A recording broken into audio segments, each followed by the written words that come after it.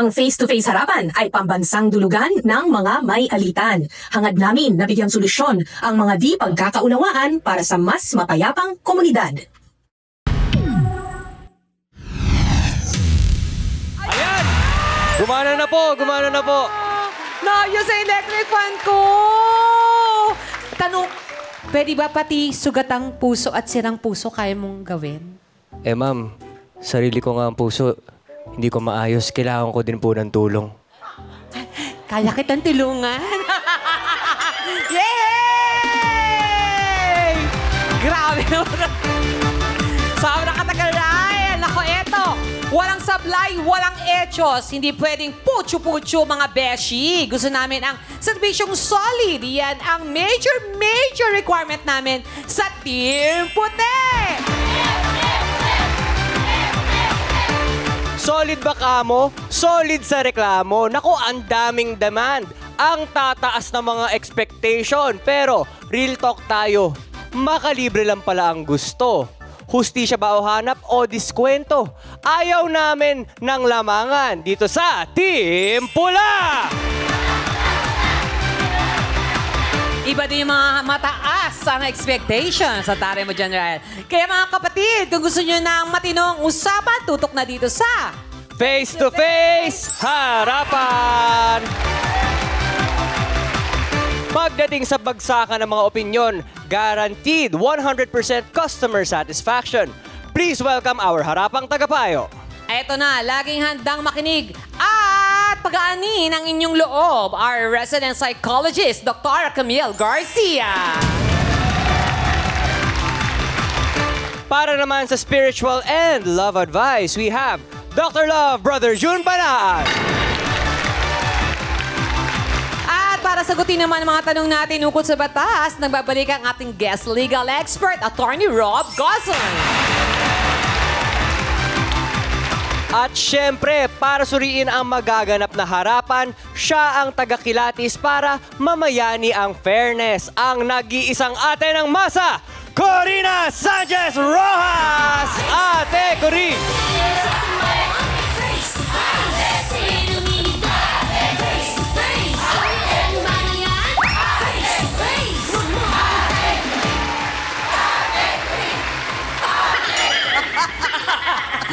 Kala ko madadapa kayo kasi paakyat eh. Okay. Good morning, everybody. Good morning, Donita. Good morning! Good morning. Good morning! It's a beautiful day. Yes. Kung hindi man maganda ang inyong araw, pagagandahin ng ating trio tagapayo, Yes. na ating mga sausawero at sausawera, ang araw na ito, kahit napakatindi ng init ng panahon ngayon, ang ventilador is life. Ayan, sa mga panahon ngayon.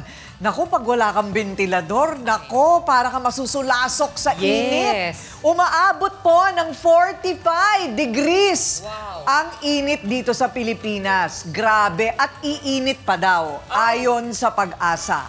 Nako, importante po talaga yung pagbukas sa mga bintana, ventilador. Pero, paano kung ang pinarepair mong ventilador kasi nasira, ay mas lumala pa matapos ayusin? Yung totoo, kumpuni ang serbisyo o perwisyo? Nasirang dignidad ni Dencio, nag-ugat lamang sa sirang ventilador. Kaya naman ang galit niya sa inirereklamong si Rod, umabot na sa sukdulan. Yan siguro di mo talaga marunong gumawa yan eh. Nagpagawa ang electric fan nanay ko, sira din eh. Pag sinusoli, galit pa eh. Kung susuriin, si Rod pa nga raw ang naperwisyo dahil sa maling paratang sa kanya.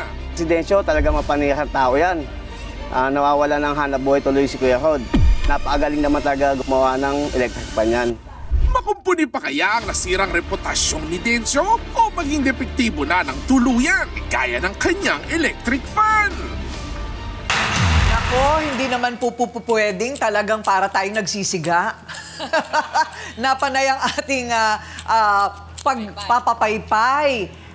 Hindi lang po perwisyo sa sirang ventilador ang reklamo ng ating panauhin ngayong araw na ito. Ano? Sinisiraan pa siya ng technician. Ayun. Dencio, humarap ka na.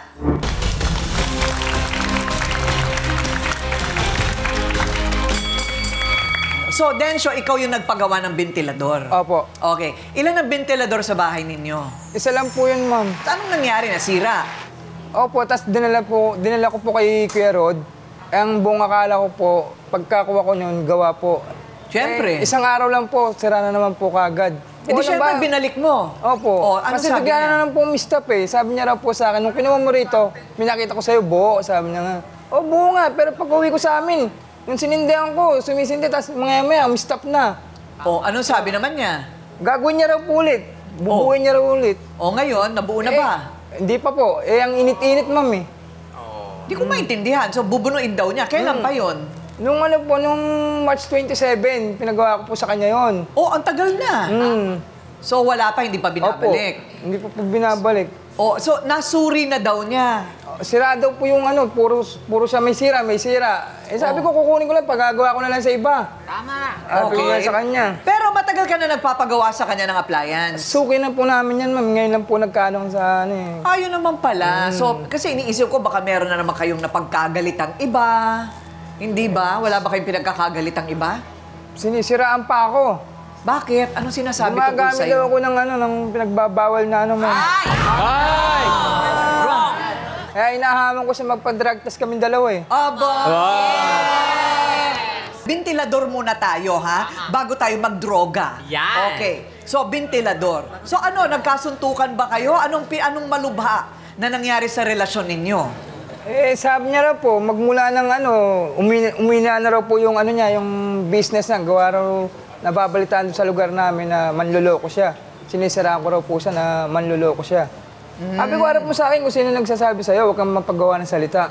Okay. sabi Pero ko. matagal mo na siya kaibigan, matagal na kayo. Suki nyo na, sabi nyo. Bakit pa dyan masisira yung pagkakaibigan ninyo? Kasi nga naninira siya. Ayun. Kasi kung sa ventilador lang, siguro hindi na yan lulubha. Kaya lang, ayan na naman ang siraan nila, Doc Camille. Di ba? Yung siraan na naman, doon na naman lumulubha ito. So, magkano naman yung binayad mo? 250 po, ma'am. So, ang usapan sa 250, ayos na siya o may balanse pa? Wala na po, 250 Wala na. po. 250 na So, po. binayad mo kaagad? Bakit Opo. ganun? Ako Tiwala hindi ako po magbabayad ako ng sa buo. kanya, ma'am eh. Hindi lang electric fan ang umiikot sa kwentong ito, ha, kundi pati ang katotohanan. Kaya pakinggan naman natin ang side ng inirereklamong technician ng mga sirang ventilador. Ay, ito na. Rod, humarap ka na! Ay! Grabe! Oh, grabe! Oh, 250 lang yan, ha? Oh. Kasi naman, sinasabi mo daw na addict siya. Bakit nga naman? Ikaw nga itong naka-sunglasses. Ano bang tinatago mo sa mata mo? Kaya pala hindi niya naayos, naka-sunglass kasi. Wala, ma'am. Wala. Binibiro lang ako sa kanya noon. Ano? Binibiro ko lang siya. Binibiro? Kasi inaagis yung electric pan sa akin eh. Ano? Binibiro ko siya kasi inaagis sa akin yung electric pan. Sabi ko, may tama ka ata eh. Ba't mo inaagis sa akin electric pan? Hindi mo makasabi na daw maayos. ako.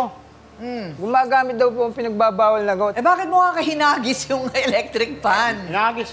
Nainis po ako eh. Sabi niya sa akin kasing gawa, ma'am. Tapos nung inuwi ko sa bahay, ilang minuto lang maandar, na-stop na naman. So, ang ating mainit ngayon na tanong, ano ang katibayan na gumagamit talaga ng ipinagbabawal na gamot si Densyo at talaga bang palpak ang pag-aayos ang ventilador ni Rod? Ayan, ang kasagutan sa pagbabalik ng Face to Face Harapan!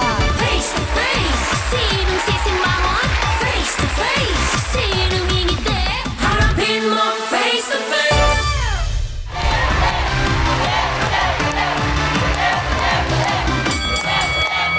At ang ating nakasabit na tanong, mamaya na yung tungkol sa paggamit ng ipinagbabawal na gamot kasi medyo mahirap patunayan yan.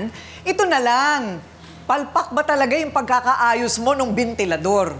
Hindi, ma'am. Okay naman yun kasi pinakita ko sa lapat, tinising namin gumagana. Ganun ang ginagawa mo. Kunwari, inayos mo na, pinapakita mo sa kliyente mo na umaandar na bago mo i-release. Oo. Tapos Okay. nung naandar, nakita ko yung sa motor niya, yung mga tanso, buwagag na. Kaya hindi na tumagal yun. Ayun. Kahit tingnan niyo, andyan naman, Oo. Makikita naman, kahit makita Hindi niyo, sana buwagag na naman na doon pa lang. Sinabi mo na sa akin, hindi mo na pinauwi sa akin. Hindi nga. Binayad mo, 250 lang. Manloloko ka kasi. Bossing lang. Bossing lang binabayaran. Bossing at saka shafting. At saka libor. Oh. Yun lang ang binayad niya. Eh, hindi naman, wala naman sinabing Di mo pinagawa yung motor eh. Siningil mo ko 250. Ibig sabihin, kabayaran na yun. Hindi, kasi di kasama yun. Iba yung mahal ang motor. Dapat sinabi mo sa akin. Ang motor, 200 motor. Pag bumili ka ng motor ng electric fan. Okay. Tapos labor, 150, 350. Paano naging 250? Sabi mo, Pero 250. teka muna, sandali lang. Palagay ko naman, kung ikaw ay nagnenegosyo, kailangan yung customer mo, inaalagaan mo. Ano, Rod? Sa dry cleaning, ganun eh. Di ba? Papalinis mo yung mancha. Pag hindi nila matanggal ang mancha, may etiketa yon. Hindi na matatanggal ang mancha kasi. Para alam ng kliyente na hanggang doon na lang yon. Dapat pinaliwanag mo sa kanya. Ayun lang, mali sa akin pero hindi ko napaliwanag. Ayun. Pero dapat ginagawa mo yun, ha? Naayos ko naman maigi yun. Kasi umaandar nga sa harapan niya eh. Ayun ko, pag-uwi ko, anong ginawa niya sa kanila eh. Okay. Attorney Goson, yung ginawa niya na hinagis niya yung ventilador, kung nasaktan ito, ano ang kahihinatnan niya? Ay slight physical injury ho yun. O kaya naman ho, kapag ka may tao at napahiya si kuya, that is slander by deed. Ito po yung slander na parang niyurakan mo kanyang honor sa pamamagitan ng hindi pananalita, kundi gawa. Napahiya. Hinagis mo sa kanya dahil, parang sabi mo, hindi ka marunong mag-ayos ng kagamitan. Ayan ang pwede sa iyong ikaso. It's either slight physical injury, hindi ho kailangan ng pasa sa slight physical injury. Basta ho nasaktan ho yung biktima ng kanyang physical na pain. Yun naman pong isa is kung anong epekto sa kanya. Napahiya ako dahil ang dating tuloy sa mga nakakita sa atin ay wala akong kwentang repairman. Slander by deed. Oo. Magkano naman yon? Kung sakali. Arresto minor lang ho iyon. Maximum po ng 30 days ang pagkakakulong at maaari po na magmulta din ng maximum din na 20,000 pesos. Ay! Ang laki. Baka magpa-30 days ka na lang. Magpa-30 days ka na lang ng kulong. O teka, eto naman. Yung sinasabi niya na addict siya. Meron din siyang pananagutan doon. Yes po, mas malala po yung kanya dahil that is grave oral defamation. Parang ho yan yung mga sa Facebook. Pagka nakasulat, libel. Kapag kasalita, at yan pinagkakalat natin or sinasabi natin sa public of any vice, defect, doon sa tao na makasisira ng kanyang honor, ay talaga naman kung kasira-sira ng honor pagka nagdodroga, So, grave oral defamation ho iyon. At hindi po, halimbawa napatunayan ninyo na totoo, hindi rin po defense ang truth, Kasi sa oral defamation at saka sa libel, truth is not a defense. Ang titignan natin, because for every defamatory remark, pinagpapalagay ho ng batas na isinadya natin yon para manira ho tayo ng puri. Kaya ho kahit totoo, hindi totoo, kung ang intention ninyo ay sisiraan ang honor ng isang tao, ay makukonvict pa rin sa grave oral defamation. Magkano naman yon? O kaya ang kulong? Ilang araw? Hanggang 6 months po yung... Kung hindi po online, Pero yan, sa kanila, hanggang 6 months po at hanggang 40,000 naman din ang multa. Ay, nako. Magpakulong na lang tayo. Ilang electric pan na yung 40,000? Di ba? Hindi ba? Biro mo, electric pan lang. Palagay ko dahil ang init ng panahon ngayon, nagkakainit na kayo ng ulo. Di ba, Alam mo, tubig lang na may yelo ang katapat niyan. Yeah. Pero, sirang ventilador man ang issue, tila mas iinit pa ang init ng ulo ng dalawang magkaalitan po na ito pagharap ng kanilang mga kakampi. O sige nga, abangan sa pagbabalik ng Face to Face Harapan! Face to face, sinong sisimangon? Face to face, sinong ngingiti? Harapin mo face to face.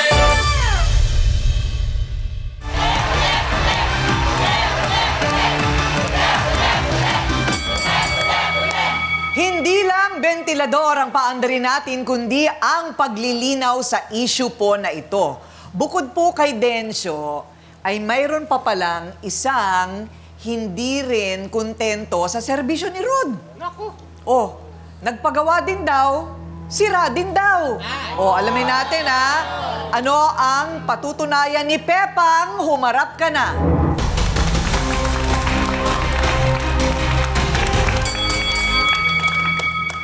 Okay, Pepang. So, ikaw din ay biktima rin? Opo. Paano?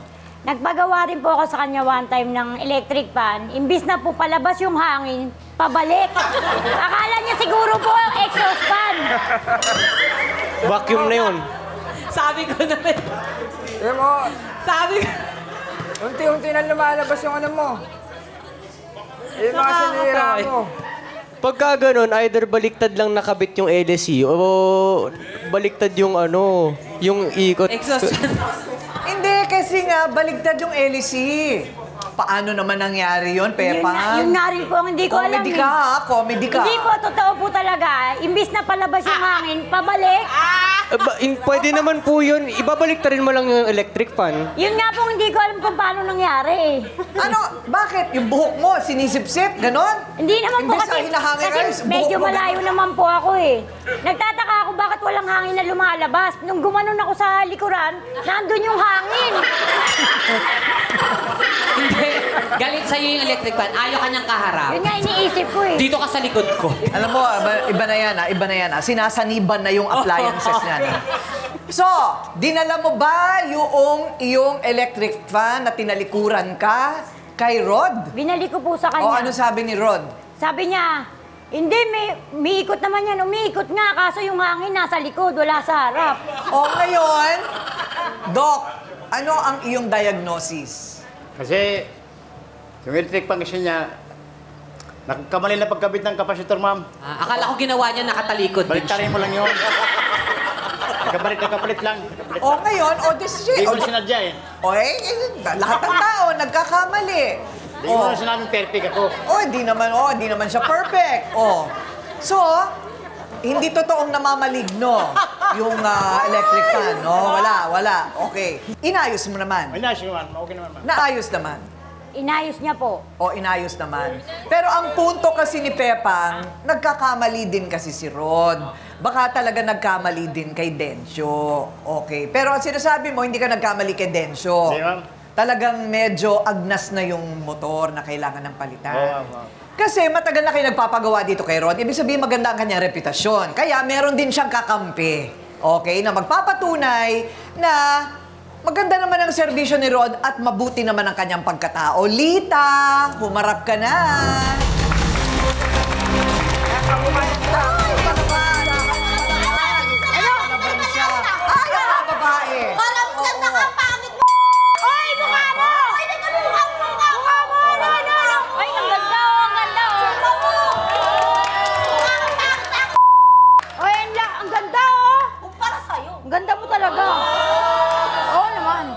Ano naman yung sinasabi mo laban kay Lita? Ayun nga po ang pinagtataka ko. Wala naman po akong sinasabi about sa kanya. Ewan ko na lang may-enter siya ng ganyan. Wala. Naghahanap na lang ng ano to eh. Ng gulo. Teka muna. Baka nagpapadiscover. Mamaya na lang paglabas. Teka muna.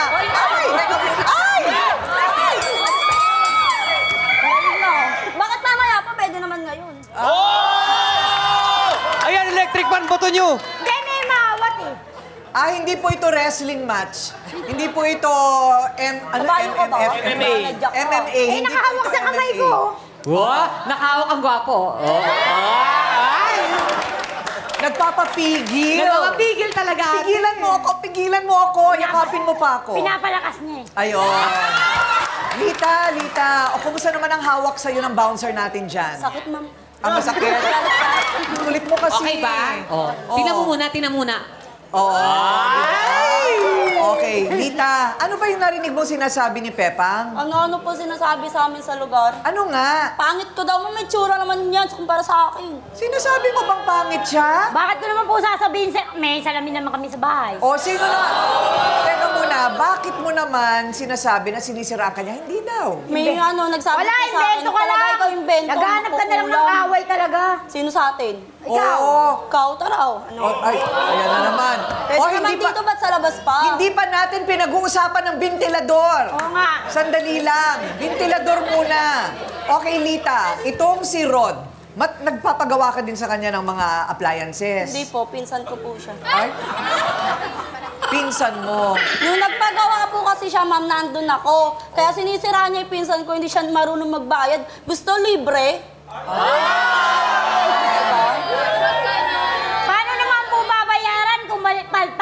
nagawa.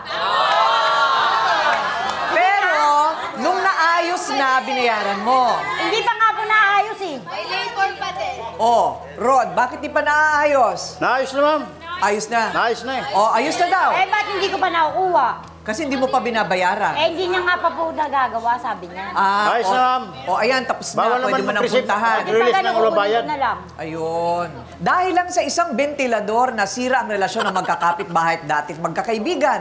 Pero sa opinyon ng ating harapang dagabayo at mga sausawero at sausawera, talagang medyo kaya-kaya nilang palamigin ang hidwaan ni Dencio at Rod. Malalaman natin sa pagbabalik ng Face to Face Harapan. Face to face, sinong sisimangon? Face to face, sinong ngingiti? Harapin mo face to face.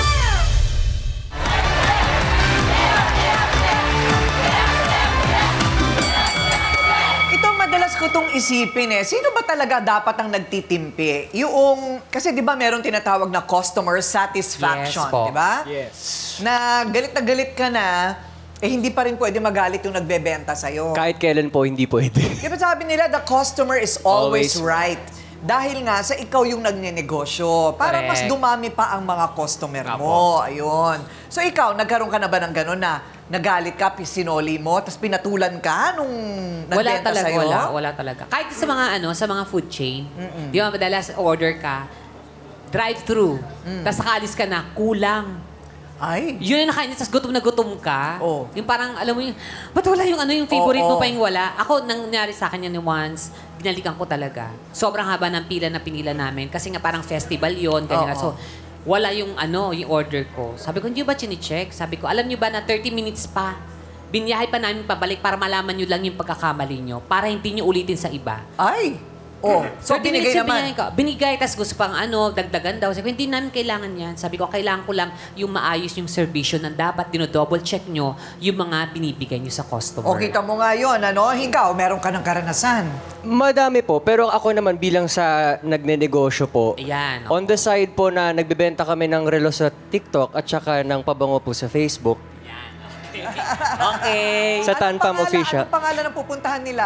Tanfam Official po para sa Anya Perfumes and at Rael Paulo Tan po on TikTok para sa Sanda Watches. Kailangan alagaan po ang mga customers. So meron pong mga community na ginawa po sa social media na pwedeng mag-voice out ng concerns and then yung may warranty, yung mga relo. And then sa pabango naman, sinisigurado namin physically kami mismo na nakapack ng maayos, walang leak, walang kahit anong problema bago po i-ship out. And maayos po yung pamamalakad. Now, kung may reklamo po ang customer, kailangan alagaan pa rin. Hindi ka pwede mapikon sa customer. Correct. Exactly. Oo, sa mga beauty product. Tama ganyan. yun. Papalitan, dadagdagan pa.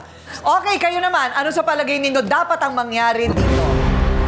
Ay, ang ganda ng kulot niya. Oo, ito na Paano si ginagawa Curly. yan? Totoo Ay, ba? rollers yan? Rollers buong gabi? Ang maganda to. Ano sasabi mo, Be? Sa buhok mo, ha? Sa issue, ano gusto mo sabihin? Ako po kay Kuya Rod po, bilang po isang professional and kaibigan ni Kuya, dapat po ginagawa po natin ng tama yung trabaho natin. Kasi sila po, nagtatrabaho rin po sila. And yung 250 po, hindi po yun ganun kadaling kitain dito sa bansang to. So, bilang isang responsable and professional po na electrician, dapat po gawin po natin ng maayos yung trabaho natin. At kung sakaling may mali man sa product or pinapaayos sa'yo, ugaliin po natin na sabihin sa owner kung ano po yung mga dapat nilang malaman para sa susunod, hindi po kung ano-ano po yung sinasabi natin sa ibang mga tao, lalo na kapag sinasabihan siya na addict kasi hindi po yun madaling burahin sa paningin ng ibang tao. Tama. And bilang isang professional naman talaga si Kuya na pinakita niya naman na ready siya mag-take ng accountability sa mga taong na perwisyo niya kahit papaano. Dahil katulad nga kay Kuya Dencio, aminado naman si Kuya na may mali talaga siya doon na hindi niya sinabi na sira na pala talaga yung makina ng electric fan niya. Pero si Kuya Dencio kasi, inuna niya yung init ng ulo niya kesa makipag-usap ng maayos. Pwedeng maayos yung electric fan nang hindi dinadaan sa init ng ulo na idadagdag pa sa init ng panahon. And katulad ng kay Ate Pepang din, di ba? Naayos niya din naman yung baliktad na electric fan, pero paanong hindi makukuha kung hindi naman magbabayad? Dr. Love, ano bang mga paalaala sa Biblia tungkol sa pagiging tapat? sa negosyo o serbisyo sa kapwa? Maganda yan, Ate Kuring. Sa Matthew chapter 6, tinatalakay dito yung paglilingkod mo. Hindi ka pwedeng maglingkod sa dalawang Panginoon, pera at saka yung Diyos. No? Sa negosyo natin, kailangan nandiyan ng Diyos para yung ginagawa natin sa kapwa, gagawin din sa atin. Kailangan maging fair tayo. Pero nakita ko rito, Rod, yung kakulangan mo doon sa transparency. Kung i-repair man halimbawa ang isang electric fan, kung ipina-repair sa'yo, bago mo i-repair yan, dapat malaman noong may-ari kung anong diferensya, magkano magagastos niya. Kung may nakita kang ibang sira, sabihin mo sa kanya bago mo i-repair. And sabi nga ng ating audience kanina, pakikitungo mo sa ibang tao. Hindi po pwedeng lagi kang galit, ibabato mo yung bagay na, problema. Po pwedeng mabigyan ng solusyon kung bababa tayo. Magiging humble. Yung humility, mahalaga yan sa bawat isa sa atin. Huwag daanin sa init ng ulo. Mainit ang panahon ngayon, pero kaya nating bumaba, kaya nating magpakababa. Salamat, Ate Kuya. Ayan, ang ganda naman. Parang tula. Okay, Attorney Rob, ano ba ang tamang proseso kapag refund? Halimbawa, customer not satisfied. O ayan, sa barangay ba madadala ba niya sa barangay yung ventilador para sabihin, hindi ako kontento? Yes, ma'am. May choice po sila. Pwede po sila sa barangay o di kaya ito introduce ho natin na napakagandang procedure na pinatatagpo ng ating former DTI Secretary Mar Rojas during his time. Yung procedure sa DTI. Pwede ho kayo magpunta sa pinakamalapit na DTI, pwede din naman online, na doon nyo irereklamo yung mga nagtitinda o yung mga nagbibigay ng services na sa tingin ninyo at may pruweba kayo na deceptive ang kanilang practices, nagtitinda sila ng sira-sira, maaari ho kayo magpa-refund doon. At ang procedure ho dyan ay ipapag-mediate muna ho kayo, parang barangay, Zoom na lang po ngayon. So pwede ho kayo internet cafe, para maka-attend kayo. Tatry ho kayong pagkasunduin at tatanungin yung tao kung gusto niya mag-refund, doon pa lamang po ay marami nang naayos. Normally po, mga 2 hearings yan po, mediation. Kapag hindi ho, ay bibigyan din kayo ng certificate to file action. Itutuloy na ho ito sa adjudication, parang korte ho. Magde-decide po ang adjudicator ng DTI kung sino ang magbabayad o kung dapat bang magbayad. Napakagandang procedure po nitong DTI na ito na tumatag lalo ho noong panahon ng Secretary Rojas. Kaya ho gamitin ho natin, napakahusay ho noon. Ayun. Ay, asawa ko po yun, ha? Ang galing-galing talaga. Bias ako. Okay. Doc Camille, paano natin dapat harapin ang init ng ulo? Breathing exercise. Kahit na sabihin yung paypayan nyo na yung sarili nyo bago kayo makipag-usap sa ibang tao. Napakalaking factor po kasi na sabihin natin na medyo kalmado tayo. Kung may problema tayo sa bahay, iwan muna natin yun. Kung may problema tayo sa ating trabaho, dun nyo po iwan. Huwag nyong dadalhin yan. Kasi kung minsan pag dala-dala natin yung problema na yan, hindi lang po natin alam, baka yung stress na yun, mag-cause ng ating heat stroke, heart attack, at lahat po ng pagtataas ng presyon ng dugo, maaaring ikamatay nyo pa. Sa akin lang po, isang tip lang ha. Yung electric fan po, meron po yan sa ilalim, yung base ng electric fan. Doon po nakalagay kasi kung ano po yung watts, ilang watts yung electric fan nyo, or kung wala man, nandun po sa karton. At pwede po ba, kung kayo bibili ng electric fan, tanungin niyo po dun sa nagtitinda, ilang oras lang pwedeng gamitin. Kaya kung napapansin niyo, bakit maraming nasusunog na bahay, tapos sasabihin nag-overheat, kasi ang mga small electric fans po, 3 to 4 hours lang po yan. Dapat patayin. Ay, hindi ko alam yun. Tapos po, pagkatapos dun, tsaka nyo i-resume. Yung mga malalaking electric fans, yung mga kagaya po ng ating ginagamit dito, kaya po yan ng continuous for 24 hours. Pero merong ibang electric fan, hindi po kaya yung. Kaya ang nangyayari, nasusunog po yung motor. Uy, magandang tip yan ha. Hindi ko rin alam yan na ang ventilador lalo maliit, kailangan pinagpapahinga pagkatapos ng 3 hanggang 4 na oras. So, wala namang may gustong mangyari lahat ito. Pero kung papatungan natin ng mali, yung isa pang mali, magliliyab na talaga buong mundo. Tama, magkakakulungan pa. So, umandar kaya ang powers sa mga narinig nilang payo para magkaayos na ang kasagutan sa pagbabalik ng Face to Face Harapan! Face to face, sinong sisimahon? Face to face, sinong ngingiti? Harapin mo face to face.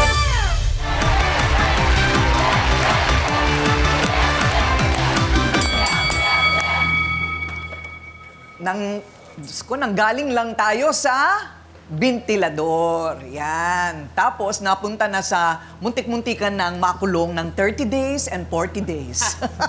Hindi ba? Biro mo kung doon tayo napunta dahil lang sa bentilador. Ayan. So, ano nga ba? Magkano nga ba yung yung babayaran mo, di ba? Babayaran mo na yung kanyang electric fan. Bali po, Yung electric fan na baligtad. Bali po, ma'am, bayad na po yun. Babayaran mo pa po ba kung Ayun, so bayad na. Opo. O, ibalik mo na sa kanya.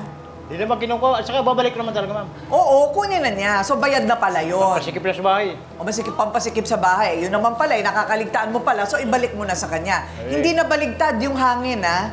Okay. So, ikaw naman, kailangan ipagawa daw yung motor. Hindi ba? Na 400 ang kailangan doon. O, eto na, ang 400. Actually, meron ka pang pamasahe, 500 pa. O, ayan. O, ayan, bayaran mo sa kanya para pag binalik na sa'yo yan, ayos na. Thank you po. O, sigurado na yan, Rod, ha? Sigurado na yan. O, diba? Biro mo, siya pa yung tinawag mong adik, siya pa yung lumapit sa'yo. Biro lang sa akin, ma'am. Biro lang daw yun. Huwag ka magbiro ng ganun. Mapepreso tayo, di ba? O pagkatapos, eto na ngayon ang aking Easter na regalo sa inyong apat. Tigil-tigisan, electric fan. Napatalikod din, ha? Yun na nga lang, patalikod din yung hangin. Hindi Oy, maliit lang Kaya kailangan pagkatapos sa 4 na oras, medyo pahinga-hingin nyo. O, so ikaw, 2 na, harapan. Diba? Harapan, face to face. Kaya para maganda ang lagusan ng hangin. Ayan. So, okay na kayo. Kayong dalawang nagsisipaan kanina. Pwede bang magbati din kayo? Oy! Oy! Meron kayong bagong electric fan, Huwag kayong Tama na yan. Okay. Ang init po talaga ng panahon. Palagay ko talagang iyan ang punot dulo ng lahat ng ito At kapag mainit ang panahon, na ngayon ay painit pa ng painit ang temperatura sa buong bansa natin, may mga bagay na kailangan nating bantayan, asahan at paghandaan. Kasama dyan ang pagbayad ng mas mataas na kuryente, di ba? Kasi aircon at ventilador overtime. Nariyan ang sakit ng tulad ng ubo-sipon o heat stroke. Naku, wag naman sana. Kailangan uminom ng tubig madalas. At isa pa, ang init ng ulo. Yan, hindi natin napaghahandaan. Kapag mainit ang ulo, maaring pinakamalala pang mga resulta ang mangyari. Pangilagan po natin ang init ng ulo ng bunga ng problema sa buhay sabay ng init ng panahon. Tandaan, parating may mas mahinahon na paraan para malamig at maginhawa ang kahihinatnan. O ngayon, malamig na mga ulo natin. Ako po ang inyong Ate Corinne, nagsasabing may cake ang harapin ng mga issue dahil walang hindi nadadaan sa pag-uusap. Basta dapat may mukha kang ihaharap dito sa Face to Face Harapan! Face to face. Face to face. Face to face. Face to face. Face to face, harapan tayo. Face to face, problema'y solusyonan. Kaya na ating pag-usapan. Face to face, tama ng okraya. Sama na sa puting, tama o mali. Galit, bati. Bawat panig ating pakinggan. Ang mga gusot ay may kasagutan. Ano ang problema mo dito sa kaibigan? Mahilig po siya, manghiram na gano'n. Pati nga bra, panty ko pa. Inaalam ko naman sa'yo lahat yan Gano'ng katagal sa'yo yan? 2 linggo po. Yung panty lang, oo, 2 linggo. Pero itong mga damit, hindi yan. So, nagamit mo na ito? Opo. Bakit mo rin sinusuka?